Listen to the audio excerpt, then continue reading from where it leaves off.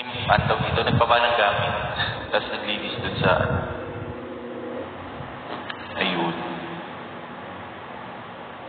Pero ngayon nasa Manila na ako. Oo. Buti na nga lang walang mga pupiki ng mga nakaraan, diba? So yun. Yung pala na makapag-live. Kinukwento. Oh.